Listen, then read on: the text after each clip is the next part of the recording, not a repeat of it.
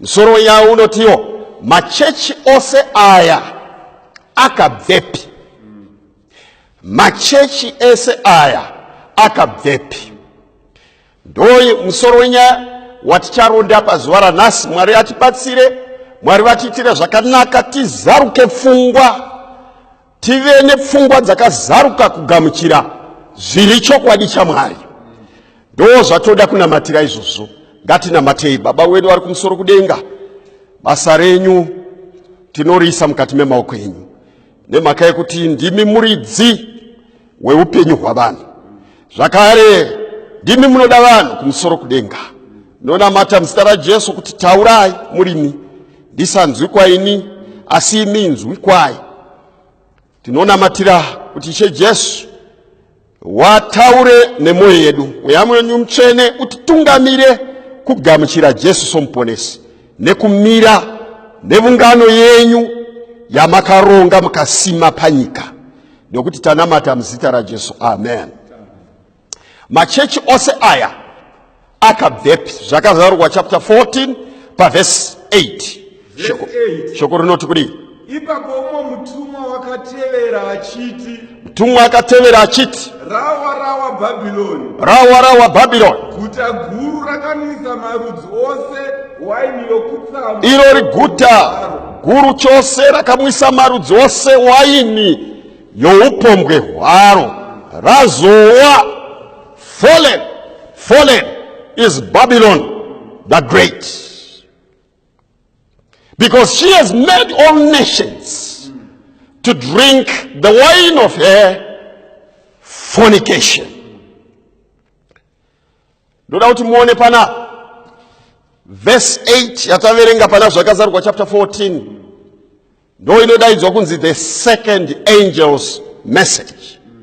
Mutoro watinawo panguva dzino kududzira, it is to unpack the second angel's message. The first angel's message iri kuti tyai Mwari mumurumbidzi, nguva yake yokutonga yasvika. Namatai iye wakasika denga nepasi namatsime emvura. The second angel's message iri kuda kubudisa pachena kuti kana takona kunamata Mwari wakasika denga nepasi, tatove part of Babylon. Saka second angel's message iri kuti yo rawa Babylon, guta guru iro rakamwisa marudzi ose waini youpombwe hwaro. Fallen is Babylon. Muchaona zvakazarurwa chapter 18 verse 4 inobva yabudisa pachena kuti yo come out of here my people, budai mariri vanhu vangu. Batoda kuti chimboronda pana vara rinoti Babylon, zita rokuti Babylon rinorevei? Mukatarira zita iri etymologically, the root meaning of Babylon muchihebheru zvinoreva kuti yo Babilimu. Babilimu zvinoreva kuti the gate of God, suo raMwari, mukova wekudenga. That's Babilimu. Munorangarira Jacob paakanga achitiza kubva kumba achida kuvurawa nomukoma wake. Oyo unosvika munyika yeLuz, oyo unovata akatsamira dombo usiku akaneta chose. The Bible says he saw a vision of a ladder richikwira kudenga richibva paari, akaona ngiro zichikwira nekudzika. Pamusoro peladder he saw the Lord. That's what the Bible says. Mueverenga yaye pana Genesis chapter 28, mukaverenga pa verse 26, muchanzwa chinzi then Jacob awoke from his sleep, wakamuka kubva pahope, and he said, surely the Lord is in this place, I did not know it. Achibva atumidza nzvimbo iyi kuti yo suo rekudenga. This is the gateway to heaven. Muchihebheru is Babilim, which means the gateway to heaven. But tinoona panapo kushandugwa kwevarai muna Genesis chapter 11. Vanhu vanzi naMwari, berekanai muwande, mupararire, muzadze pasi. Bhaibheri rinotiro vanhu vachitungamigwa nomurume ainzi Nimrod vakaungana vakasvika pabani rinonzi Shina, vakatanga kuvaka tawa ipapo inonzi the Tower of Babel.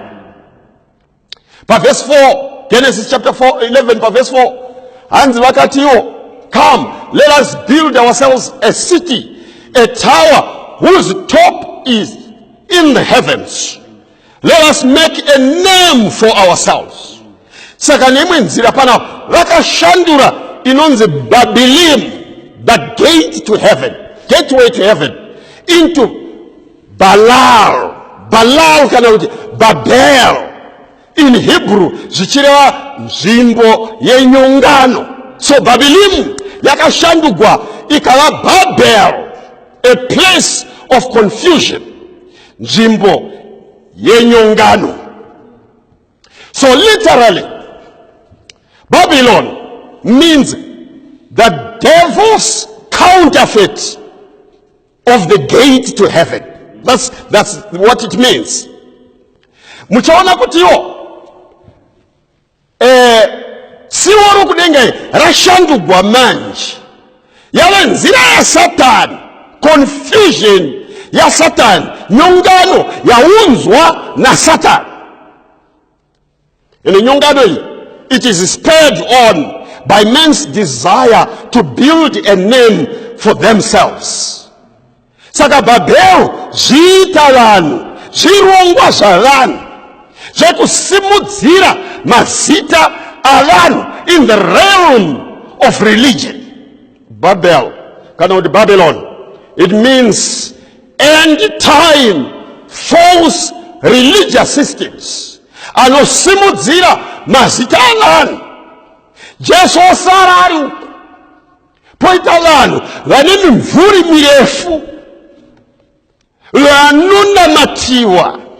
So worship is directed to those people. No vanoronga confusion yokunamata, vosimudzigwa mazita avo, vodzikatira Jesu. Nemwe nzira tiri kutaura pamusoro pemachechi akarongwa navanhu ari kurarama munguva yekupedzisira. Ndo ari kutaurwa pana kuti rawa Babylon. The fall of Babylon is threefold. From being a gateway to heaven, Babylon iri kudonha yova a gateway to hell, which is Babel. This is what we call a moral fall. Nemhaka yekuvhenganisa zvekunamata netsika namagariro enyika, vanhu voita mukanyaniswa, musanganiswa. The result is a moral fall. The second fall is a spiritual fall. Babylon gets her powers. Babylon inovimba na madzimambo enyika. Madzimambo enyika, the political powers, ndo vanopa simba kunyongano iyi yezvekunamata. The third fall, we call it the doctrinal fall. It is a fall from the truth, kuputsika kubva pa platform of truth, which is in the word of God. Vana vaMwari, chidzidzo chanhasi tiri kuda kuti tibetsere kuti tizive pamusoro pechechi yaMwari, the identification marks of God's church, which is the gateway to heaven. Yotibetsera zvakare nyaya kuti titarire Babel, musanganiswa wemachechi, wezvirongwa zvavanhu vachiti toda kunamata asi vachisimudzira mazita avo. Saka zvichatibatsira kuti tigone kuita sarudzo yakanaka. Vakakomboregwa zuva ranhasi vachavona sangano raMwari.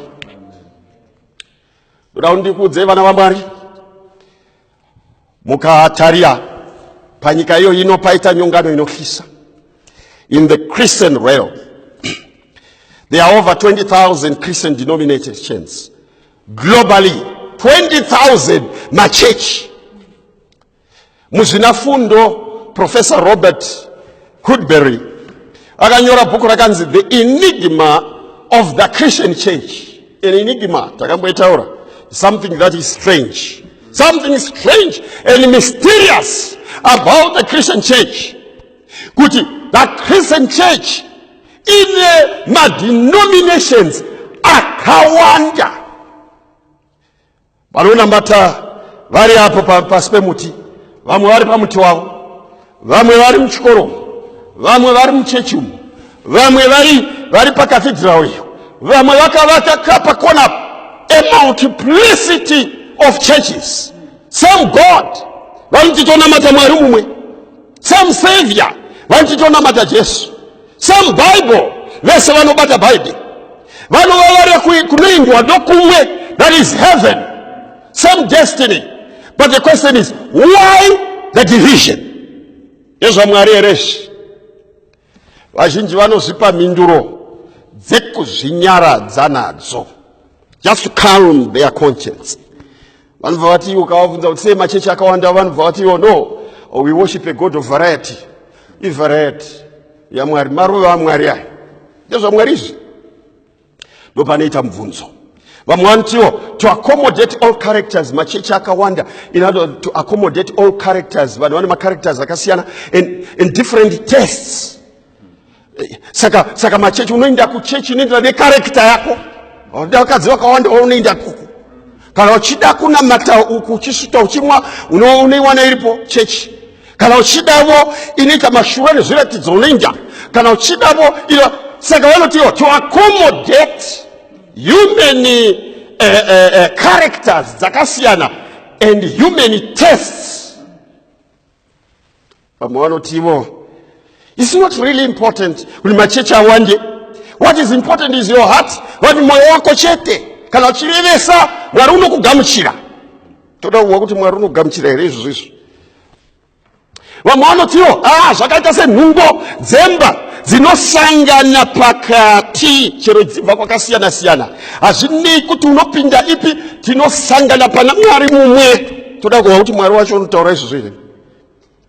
The question ndeyekuti chokwadi ndechipi? There was a research yakaitwa 2017 inonzi Gallup research. Yaita yafungwa imwe chete church affiliation. Kuti vanhu vanopinda church vasarudza church yavanopinda chii chakaitisa kuti vasarudze church iyoyo. It was targeting people of different denominations in 114 countries.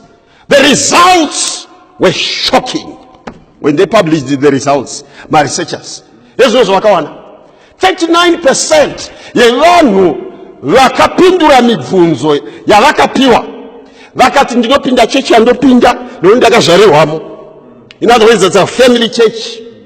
Baba wangu, sekuru wangu, mbuya wangu waipinda chechi iyi, saka ndakangopinda iyoyo handi kupesana navabereki.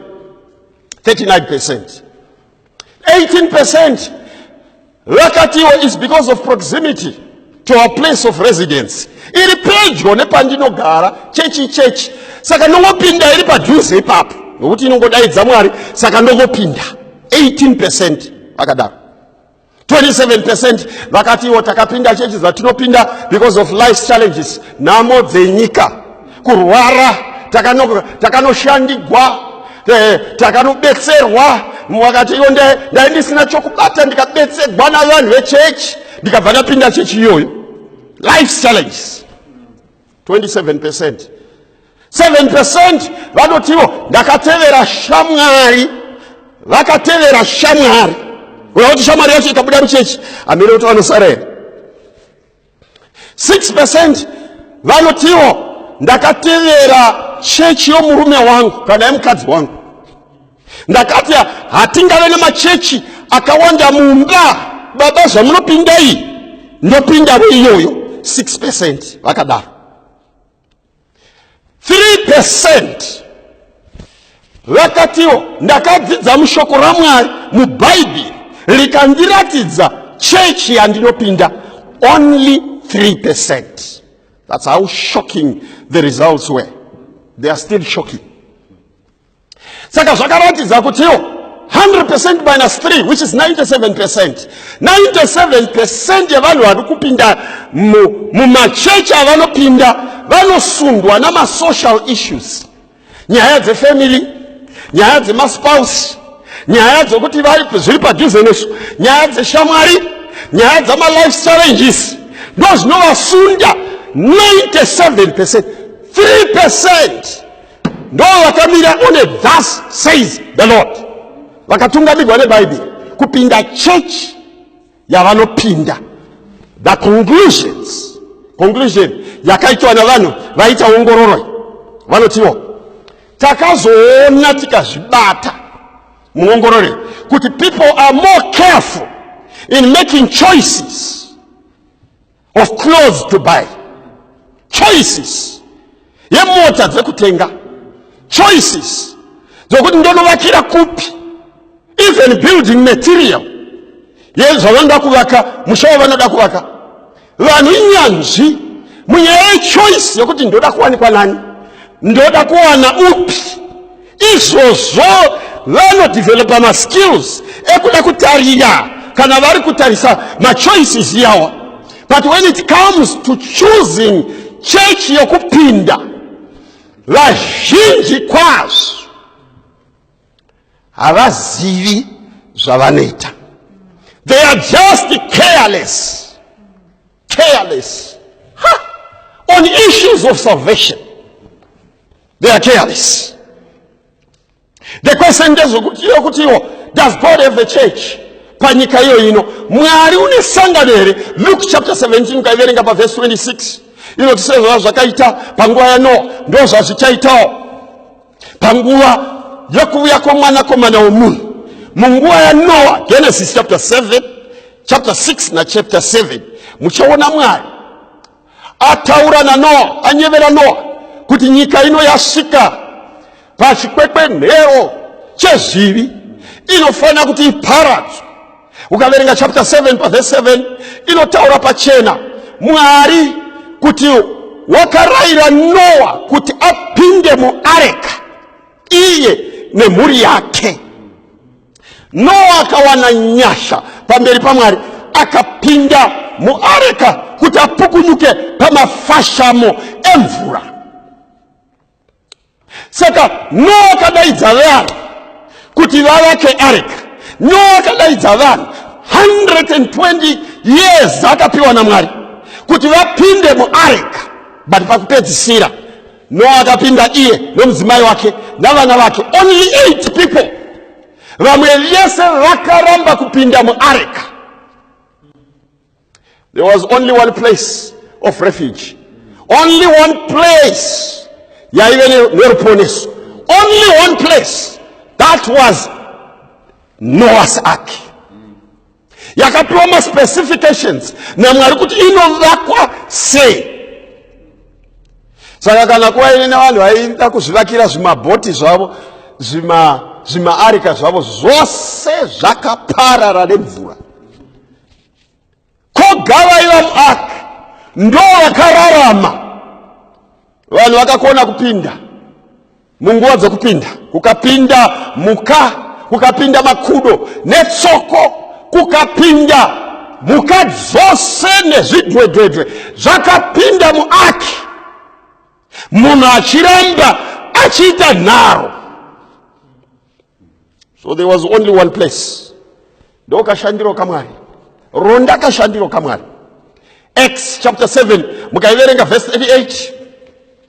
You know, it was he, meaning Moses, who led the church in the wilderness with the angel who spoke to him on Mount Sinai. This angel of the Lord is none other than Jesus Christ. Zvikai Moses ndiye akatungamira vungano murenje. It is he who led the church. Only one church yaiva panyika yainzi Israel, God's special people, set apart as the priesthood of the saints. Only one group of people. Ndola kuti muronde kashandiro kamwari. Muchaona kantainda ku New Testament. Old Testament, Israel. New Testament, Matthew chapter 16 verse 18. Jesu unotaura pachena. Mukaverenga kubva pa verse 18 kuti vasvika paCaesarea Philippi. Jesu akabvunza vadzidzi vake, vanhu vanoti ndini ani? Vadzidzi vakapindura, vamwe vanoti ndimi Johani Mubhabhatidzi, vamwe vanoti ndimi umwe wavaprofita, vamwe vanoti ndimi Jeremiah, vamwe Isaiah, kana mumwe Elia, kana mumwe wavaprofita. Jesu akatiwo, kweimi munoti ndini ani? Vese vakaperegwa, asi Peter ndiye akapindura. Akati, imi ndimi Kristu, mwanakomana wa Mwari mupenyu. Jesu akapindura akatiwo, Peter, wakaropafadzwa iwe Petro, mwanakomana wa Jona, nokuti nyama neropa handizvo zvakuratidza nyaya iyi, asi Baba wangu ari kudenga. Zvikanzi, you are Petros, pa verse 18, a rolling stone. Upon this Petra, that is a massive rock, I will build my church. The gates of hell will not prevail against it. 3 points. Just one or two. You are Petros, which means in Greek a rolling stone. That's your character. Those Peter was Shanduka. Peter. But on this Petra, Christ is using imagery language to compare himself with the character of Peter. Peter had a vacillating character. You get the point. A rolling stone. That's his character. Character inu shanduka. Pamonoti andikusiyi tense. Vamwe vese vangakurashai. Asi zviya akudziya moto paya munomurangaria. Unoti andimuzivi. I don't even know him. That's the character of Peter. What you are, Petros, a rolling stone. But on this Petra, which means massive rock, Paruareu, I will build my church. Ruare ndiani alikutio, upon your confession that I am Christ, the Messiah, the Messiah, anointed of the Lord, for the purpose of redemption, upon that confession, because that confession refers to a massive rock, an immovable rock. Ruare idwala. Upon that rock, I will build my church. That's point number 2. Jesu notio, I will build my church. Jesu ne church. Vanhu vaMwari, regai kudze musanyengerwa kunzi machechi Esaya Mwari anomagamuchira. Aiwa, Jesu ne church. I will build my church. First person, a possessive pronoun. My church. Point number 3, the gates of hell will never prevail against it. The gates of hell, chero zvarongwa mindu dzose dzaSatan hadzikuriri church iyoyo. That's why muchiona Ephesians chapter 4, mukaiverenga pa verse 4, you know, there is one body, one spirit. Just as you were called to one hope, when you were called one Lord, one faith, one baptism, one God, and Father of all, who is over all, and through all, and in all. One. Is repeated several times. One body. Mukaverenga Colossians 1 verse 18. Inobva kubudisira kuti ndiye msoro wemuviri. Kureva Jesu ndiyo kereke. So kana Bible ichiti one body, rava kuti one church.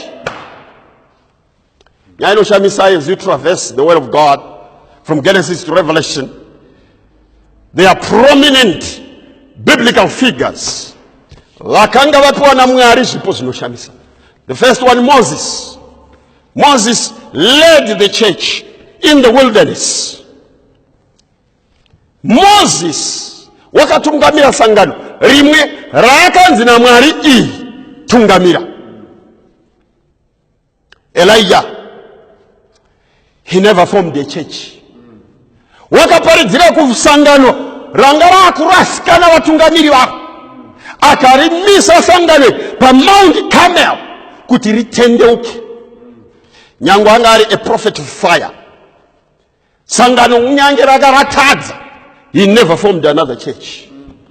John the Baptist never formed another church. Ndiye anotiyo avona Jesu oti tarirai gwayana raMwari rinobvisa zvivi zvenyika.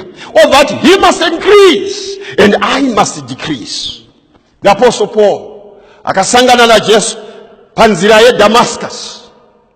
Unonzi arayirwa na Jesu kuti simuka ipapo.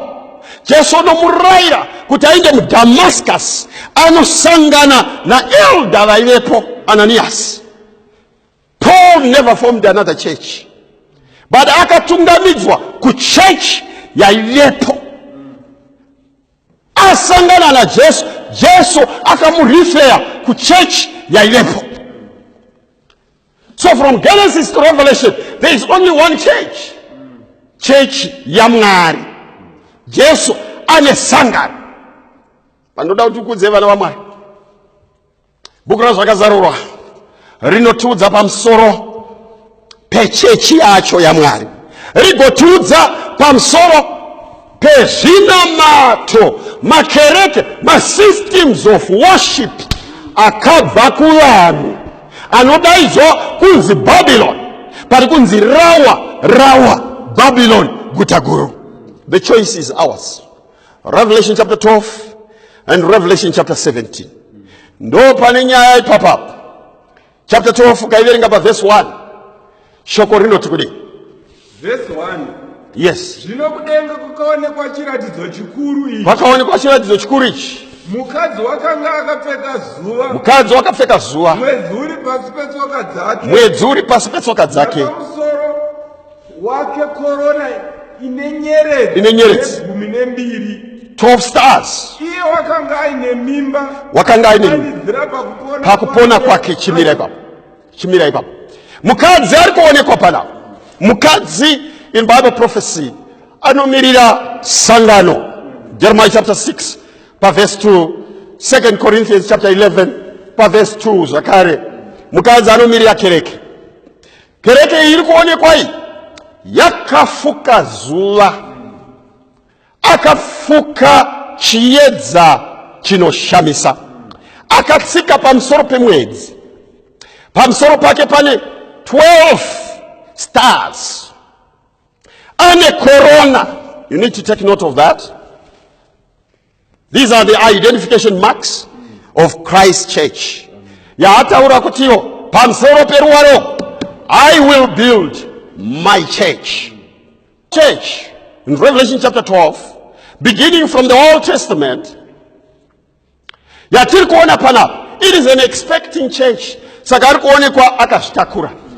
It is a church yakatakura ma promises of the coming of the Messiah, the coming of the Christ.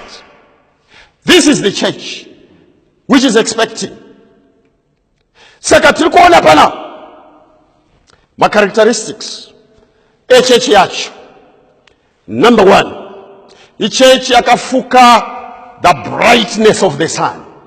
Malachi chapter 4 verse 2 inotiyo, kwamuri imi vanosha Jehovah, zuva rekururama richakubudirai.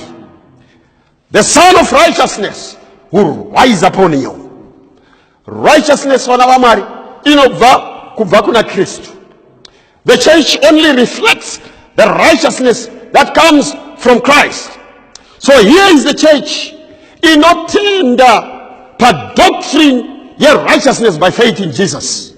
Haivimbi na mabasa. I church inotenda kuti inoponeswa nekururama pa Kristu Jesu. His righteousness imputed and imparted on us. That's the first thing. The second thing, this church in a crown, corona. Matthew chapter 24 verse 14, you know, Vangeri rovushe rinofana kuparidzwa kundudzi dzose nekundimi dzose, ipapo guma kuchasvika. The gospel of the kingdom.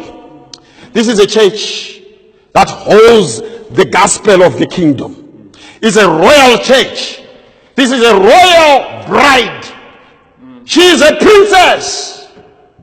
Akamirira murume wake murume wake ndi Jesu, chikomba chacho ndi Jesu.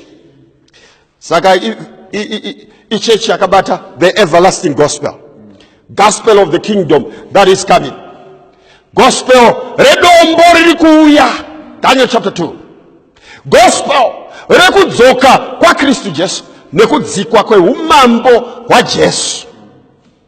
Point number 3, akamirira pamusoro pemwedzi. Mwedzi unomirira all the promises, the Old Testament promises, all the Old Testament pointers, the prophetic pointers to the coming of Christ. Mwedzi haugoni kuva source yechadzera.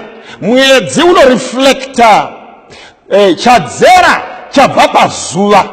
Saka the Old Testament prophecies, iyo maranzi ari kubva pana Jesu, anotungamira kuna Jesu. So here is a church yakatsika pamusoro pe Old Testament, inotenda ku Old Testament. Uko church inotiyo atinene Old Testament asiye mukadzi wacho.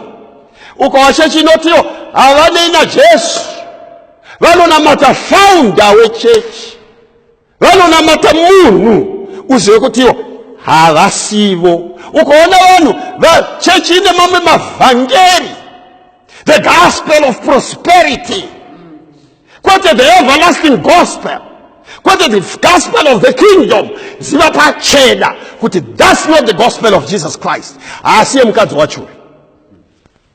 Point number 4, and the 12 stars representing the doctrine of the 12 apostles of Jesus Christ.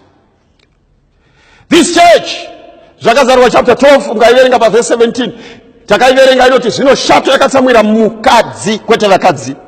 Satani akatsamwira church imwe chete ikaenda kunorwana vamwe vana vake vanochengeta mirayiro yaMwari. That's point number 5.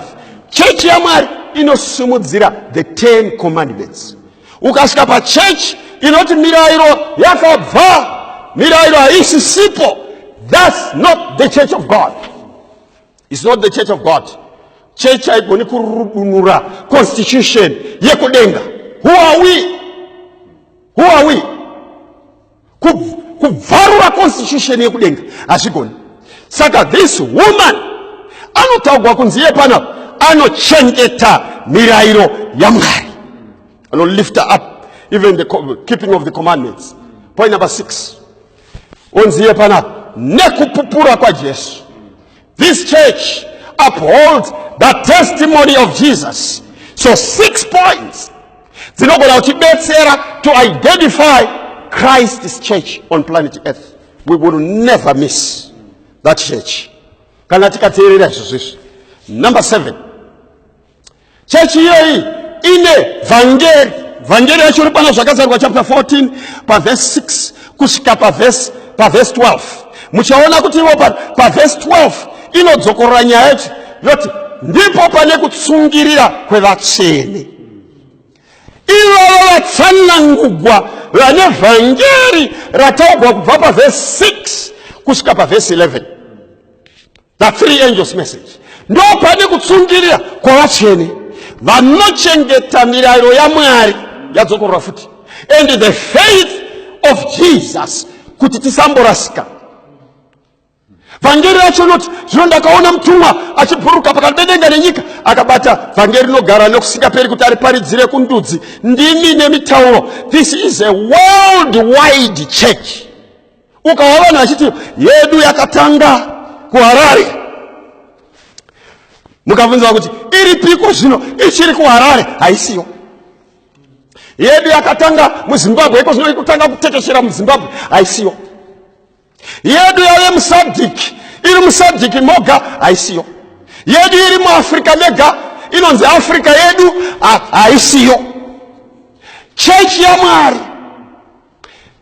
inobata the whole world. It is a global church. That's point number 7. Takwenda manje iko zvino pa church yokurasikai. Zvakazarwa chapter 17. Babylon 17 pa verse 1. Shoko rinoti kudi. Verse 1. Yes. Zvinomwa mutumwa Zvino mumwe wavatumwa vanomwe Right. vakanga vane ndiro nomwe akauya akataura neni achiti, Yes. uya pano ndichakuratidza kutongwa Kwemhombwe huru. inogara pamusoro pemvura zhinji. Inogara pamusoro pemvura zhinji. Madzimambo enyika akaita upombwe nayo. Mazviona. Navanogara panyika vakabatwa newaini youpombwe. Mazviona. Ifamba. Verse 3. Ipapo wakandiisa kurenje. Akandiisa kurenje. Mumweya. Ndikaona mukadzi akatasva chikara chitsvuku. Right. Chizere nemazita okumhura Mwari.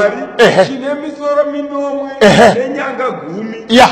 Mukadzi wakanga akapfeka nguo tsvuku Neshava. Akashonga ndarama namabwe Anokosha. Namaparera. Right. Nomuruoko rwake makanga muino mudziyo wendarama. Izere nezvinonyangadza. Netsvina youpombwe hwake.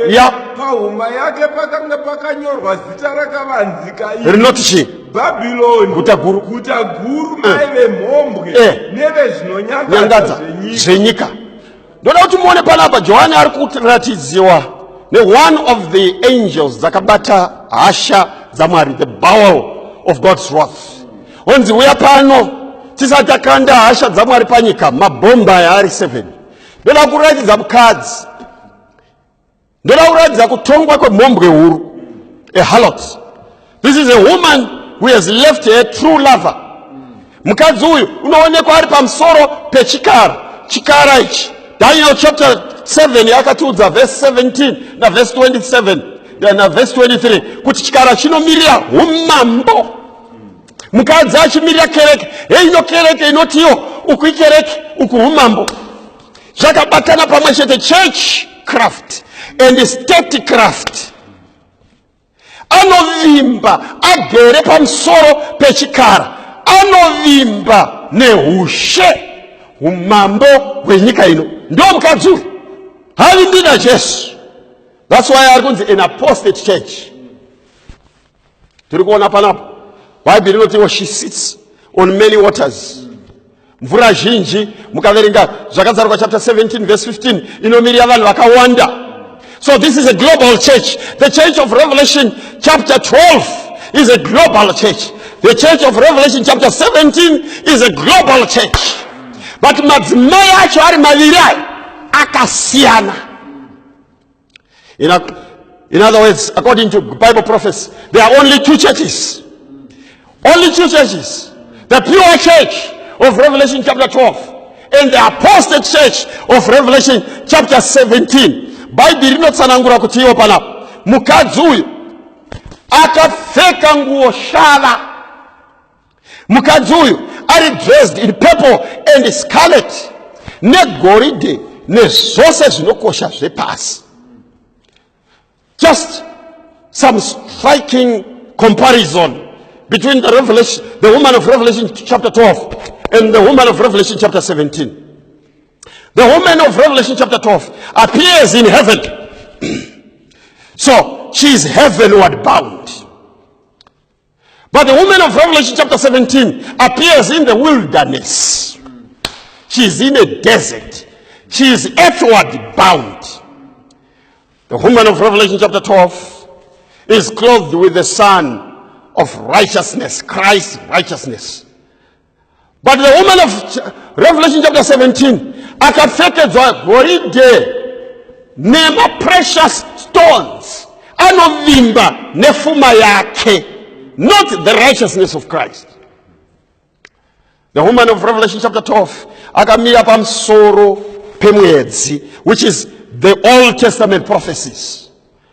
But the woman of Revelation chapter 17 akagara pamusoro pechikara, civil government. The woman of Revelation chapter 12 and a crown of 12 stars. But the woman of Revelation chapter 17 and a cup yakazara wine youpombwe hwake kureva false doctrines. Zvikai mukadzi iyeyu pahuma pakanyogwa zita rakavanzika rinoti Babyloni guta guru, maive mhombwe nezvinonyangadza zvepasi. Saka tiri kuona pana, this is a global church, but an apostate church. Yatakadzidza muna Daniel chapter 7. Takaibata nyaya iyi. tiri kuona panapa, this is the church yakaparadza vanhu vaitsvaka shoko raMwari munguva ye-dark ages. Between 50 to 100 million people were butchered by this system. Verse 9 inotio, this calls for a mind with wisdom. The 7 heads are the 7 hills on which the woman sits. Mukadzi uyu unogara pazvikomo zvinomwe. Just Google. Go to Google. Unovunza kuti the city of the 7 hills. Uchaona yanza ichibuda kuti Rome. This is the fallen church system of Revelation chapter 17, which is dead in purple and scarlet. She sits on 7 hills. She has a golden wine cup, which represents my false doctrine anobudikidzwa nekubatanidza zvenyika nezvechechi. Ukaverenga church history ye 2nd century, ukaverenga chapter 2 bhuku rakanzi church history 2nd century, section 7 yoti Christianity became an established religion in the Roman Empire and took the place of paganism. Christianity, as it existed in the Dark Ages, might be termed baptized paganism. Ndo yaivepo. Bhaibheri rinobudisa pachena kuti muvaite vatsvene muzokwadi, shoko renyu ndo chokwadi. But church inosumudzira that tradition of the church fathers. Bhaibheri rinoti we are saved by grace. We are saved by grace. Ephesians chapter 2 verse 8. But this apostate church, we are saved by works, acts of penance. 1 John chapter 2 verse 3. Jesus notizivisa kuti tinomuziva kana chichengeta mirayiro yake. But this apostate church yakafunga mano okuchinja nguva nemirayiro. Bible inotaura kuti pakubhabhatiza Jesu pana Matthew chapter 3 verse 16, Jesu akati abhabhatidzwa pakare pakabuda mvura. Wakabhabhatidzwa in the river Jordan. But this apostate church inoita zvokutara pahuma and in a sprinkling kuwiza mvura pavanhu. Bible inotaura kuti anotenda akabhabhatidzwa anoponeswa, Mark chapter 16 verse 16. But this apostate church practice infant baptism. Bible inotaura kuti vakafa havana chavanoziva, Muparidzi chapter 9 verse 5. But this apostate church inoti vakafa vapenyu vanoenda kudenga kana vakanaka, kana kupurgatorio, kana kugehena. Bible inotaura kuti pane mumiriri mumwe chete pakati pevanhu naMwari, 1 Timothy chapter 2 verse 5. This apostate church inotiwo vatsvene vanogona kureverera. Vatsvene nengirozi dzinogona kureverera pamberi paBaba. Bible inotaura pana Hebrews chapter 8 verse 1 kuti tino muprista mukuru mumwe chete agere kurudyi rwaBaba, the man Christ Jesus. This apostate church inoti vaprista vari panyika vanoregerera zvivi. Church, it is the mother church. Revelation chapter 17 verse 5. It is the mother church. Muchaona mu 16th century at the Council of Trent, it was declared by the church yokurome kuti munhu anofana kuti as one of the creeds anofana kutaura kuti I acknowledge the holy apostolic church of Rome as the mother and the mistress of all the churches. But machechi aya akazobva kupi? Kana kwa kune machechi maviri, church yakabva from Eden iri kuenda ku Eden, church ya Kristu Jesu. Na this church yakavapo ku Rome. Kosoko machechi atiri kuona nasuno akazobvepi? Inzwai vana vaMwari, you have to go back to history. Bible inobudisa pachena. History zvakare inobudisa pachena kuti pakaita inonzi the great schism of 1054. Apo church yakatsemukana pakati. The church of Rome was split into two on account of the doctrine of the Holy Spirit and the doctrine of celibacy. Yekuti vatungamiriri vechechi havawani. Yakatsemuka ipapo pakabva pave nemachechi maviri. Saka nhasi uno tine inonzi Orthodox Church, yakabva Eastern Orthodox Church, yakabva mukati mechurch of Rome. Munguva inonzi Reformation, makatanga kuita a multiplicity of churches. History of Civilization by Robert Winks. Page 315, by the middle of the 16th century, the medieval unity of the Catholic Christendom gave rise to a multiplicity of denominations common today, hence the Reformation or revolt. However, it is labeled.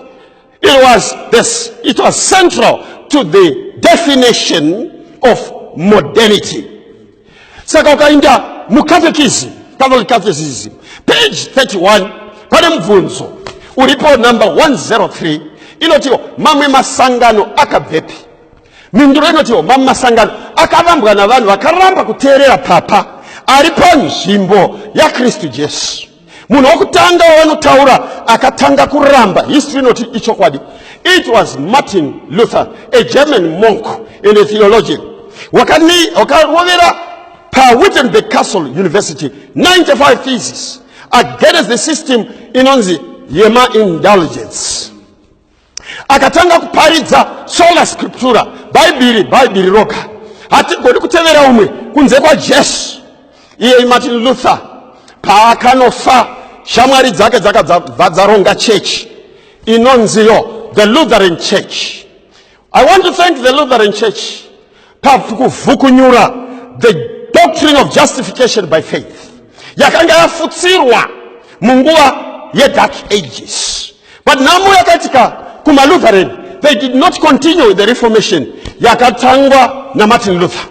Kwakazoya mwe mrume unonzi Zwingli, a reformer in Switzerland, the leader of the Reformation, munguwa ye Switzerland.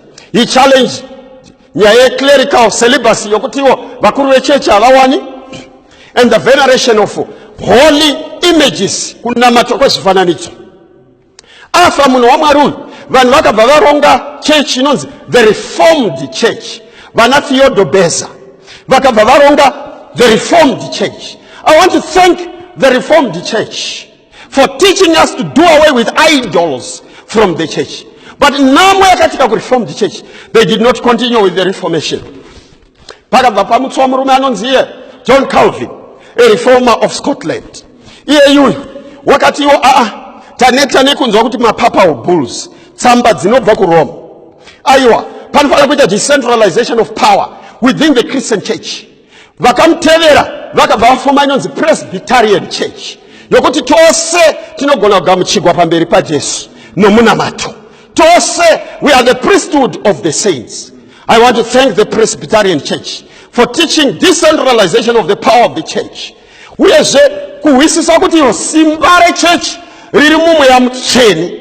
But namwe yakaitika ku Presbyterian Church, they did not continue with the Reformation.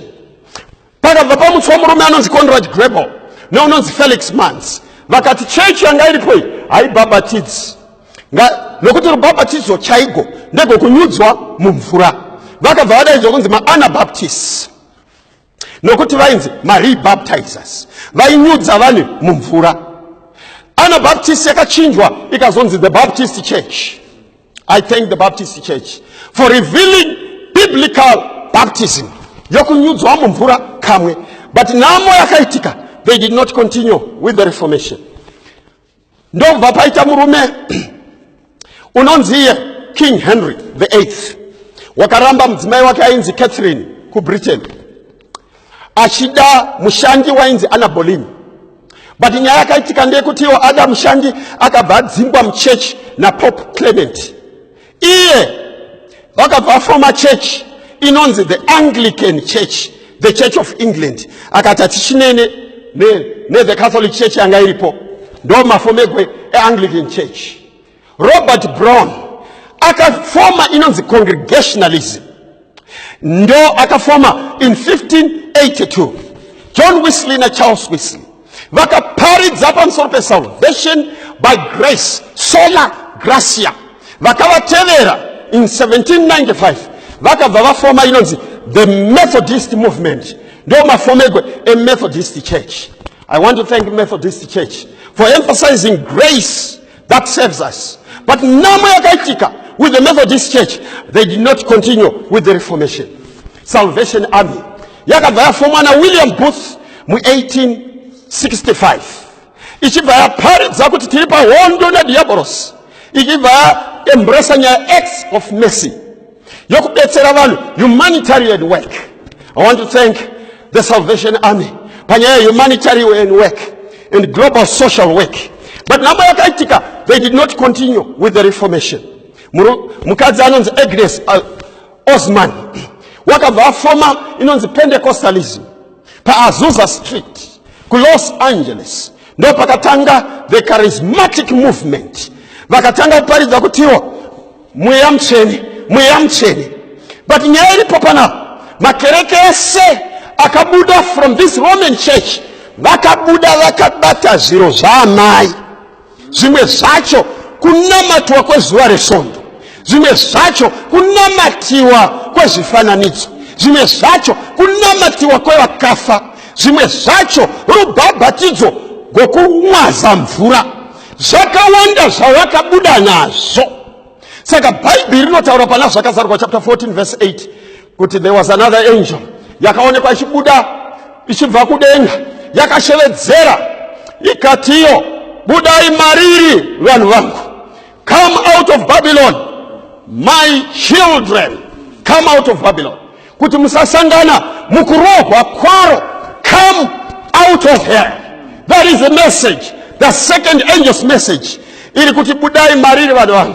Inzwai vana vaMwari, Jesu asati abuya panyika, Jesu ari kuzosangana navana vake vabuda kubva muzvinamato zvakaputsika zvakabva pachokwadi chaMwari. And Jesu unotaura pana John chapter 10 verse 14, what happened to the good shepherd? I know my sheep and my sheep know me. Ivo vachanzwa inzwi rangu, vagosiya mapoka mamwe ese, vagoya kuboka rangu, pagova kunyange neboka rimwe nomufudzi mumwe. Wonder of all wonders, vana vaMwari, there is a great exodus taking place even these 2 weeks, a great exodus. Vanoda kumira na machechi ngavachimira na machechi, vanoda kutevera gwayana kwese kwarinoinda, teverai gwayana kwese kwarinoinda. Asi Mwari une vanhu mumachechi ose. God has his people in the Baptist church, God has his people in the Methodist church, Mwari ana vanhu vake muma-Pentecostal churches, Mwari ana vanhu vake in the Roman Catholic church, Mwari ana vanhu vake in the Salvation Army church, Mwari ana vanhu vake mumachechi akasiyana siyana. Asi nguva inopedzisira apo Jesu akugadzirira kuuya, there is a great exodus iri kukonzerwa nomweya mutsvene. Jesu achidaidza unoti na mamwe makwai ndinawo, asati ari edanga rangu, mamwe makwai ndinawo ndiri kumadaidza, vachanzwa inzwi rangu. Havanzwi inzwi romuparidzi, vachanzwa inzwi rangu. Havanzwi inzwi romufundisi, vachanzwa inzwi rangu. Vachamira one, thus says the Lord.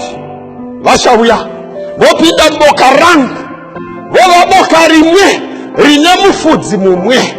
Saka munguva dzino vana vaMwari, vanhu vandiri kudaidza vanhu vaJesu, vagara vane hana dzinorova kana vakawa shoko raMwari, vagara vachitsvaka shoko raMwari kumakereke avari, vagara vanga vasingatsvaki mashoko aMwari, vasingatsvaki ruponeso, vanotsvaka zvigaro, vanotsvaka kupfeka mauniform, vanotsvaka mimanzwi nokufara, vanotsvaka nyaya yekufuma, prosperity gospel. Ivava havafi vakauya, but vanotsvaka Mwari, the sheep of his fold, vanotsvaka Jesu. Hazvine wakavapfekedza uniform, hazvine wakavapa chigaro. Ivavo vakanzwa inzwi raJesu vanosiya zvose vachiuya kuna Jesu. Ndo vatiri kudaidza, ndo vatiri kudaidza, vanoda kunamata navo manheru ano, vanoti ini ndiri pano Ishe Jesu, ndiri kuuya sezvandiri, I'm coming as I am.